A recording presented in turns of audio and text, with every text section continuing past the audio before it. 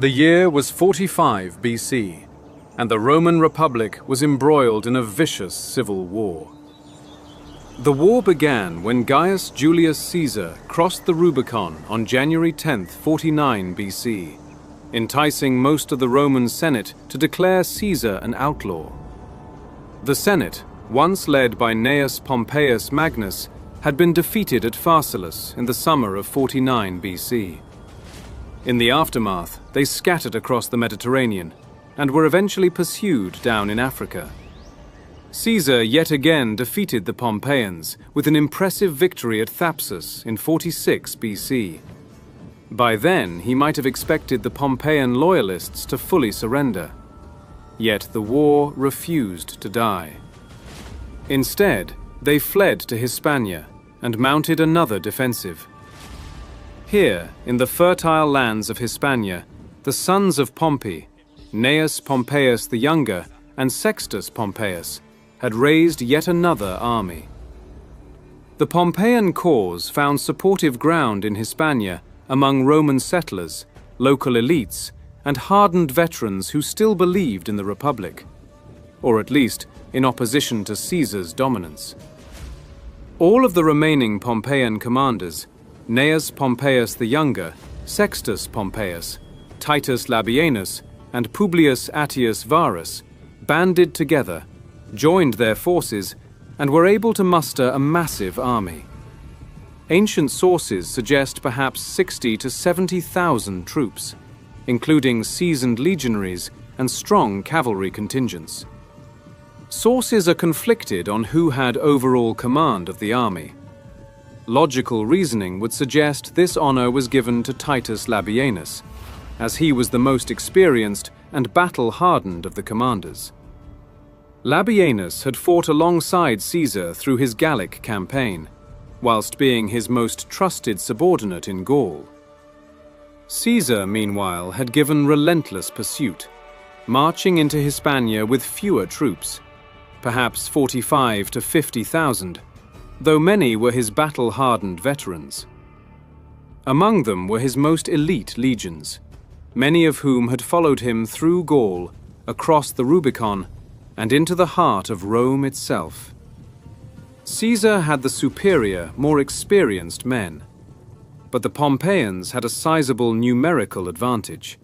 Here, on the grassy fields of Munda, would the final struggle in Rome's greatest civil war unfold. The battle began with a slow, grinding advance.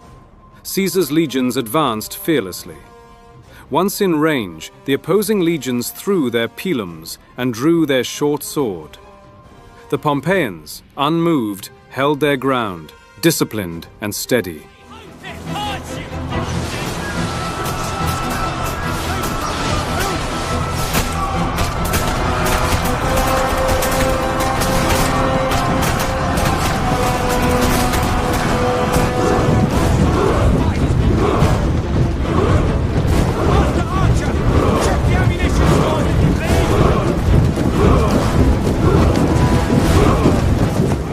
Their position and numbers gave them every advantage.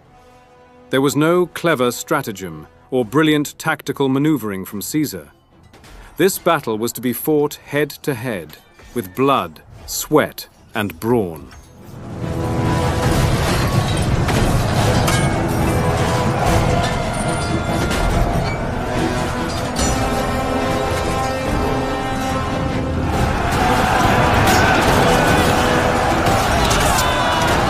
When the lines met, the fighting became instantly brutal and immediate.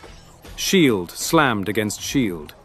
The legionnaires hacked at each other with their freshly sharpened gladii swords. The large shields and chainmail armor was effective for the most part, but the blows that found their mark were ferocious, tearing through men's flesh like a razor blade.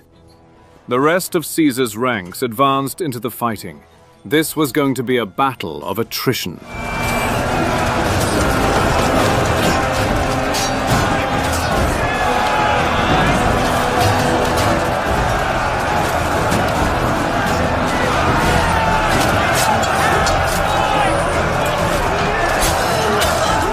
The uphill offensive sapped Caesar's men of energy.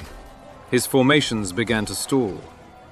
Coupled with the deeper and more numerous ranks of the Pompeians, was inevitably enough to bring a complete halt to Caesar's men.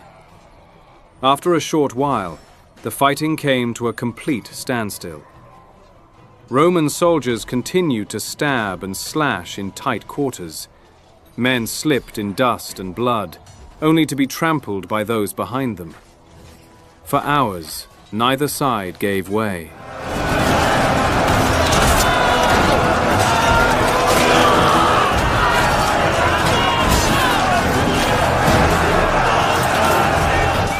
It was said that the fighting lasted for up to 8 hours, without a clear advantage for either side, even leading to some generals joining the fighting. With the fate of the entire civil war on the line, Caesar, unwilling to allow years of hard work and campaigning to be lost, rode amongst his officers claiming, "I have fought many times for victory, but now I will fight for my very life." Caesar took command of his right wing, where his best troops, Legio X, was involved in heavy fighting, pushing forward and gaining ground. Now, with Caesar's presence amongst his men on the front lines, inspiration spread through his ranks. It was at this point that the 10th Legion fought as hard as they ever had. With their vast battle experience, they mounted one massive unified push, which inflicted casualties and forced the Pompeian left to give ground.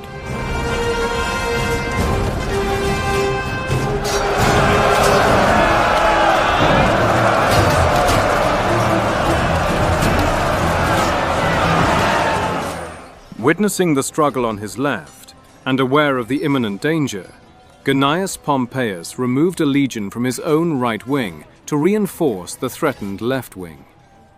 The legions rapidly raced across the battlefield, already exhausted from the hours of fighting, but they reached the left before it collapsed. Although a tactically sound maneuver from Pompeius, it would prove to be a critical mistake. As soon as the Pompeian right wing left their station, Caesar's cavalry launched a decisive attack, which proved to be fruitful and turned the course of the battle.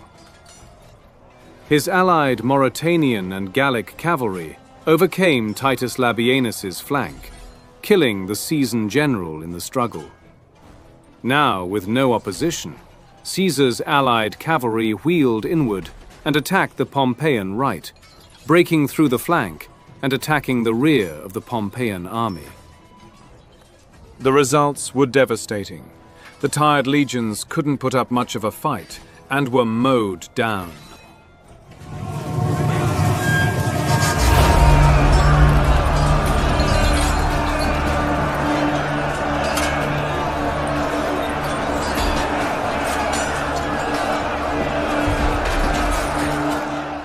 What followed was slaughter.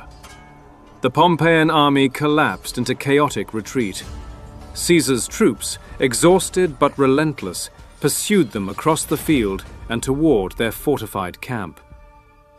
Ancient accounts claim tens of thousands were killed, perhaps 30,000 Pompeians, compared to around 1,000 casualties on Caesar's side, though such figures are likely exaggerated, as ancient sources often are. Among the dead was Titus Labienus, Caesar's former friend and one of the most capable generals of the Civil War. Gnaeus Pompeius the Younger fled, but was soon captured and executed. Sextus Pompeius escaped, continuing resistance briefly, but the cause was finished. Munda was the final blow to the Civil War. With the Pompeian leadership destroyed, organized resistance to Caesar collapsed. The long civil war that had begun in 49 BC was, at last, over. Caesar returned to Rome as undisputed master of the Roman world. Within a year, he would be named Dictator Perpetuo, dictator for life. But victory carried its own shadow. On the Ides of March 44 BC, Caesar would be assassinated by men who claimed to defend the very republic that had died on the fields of Munda.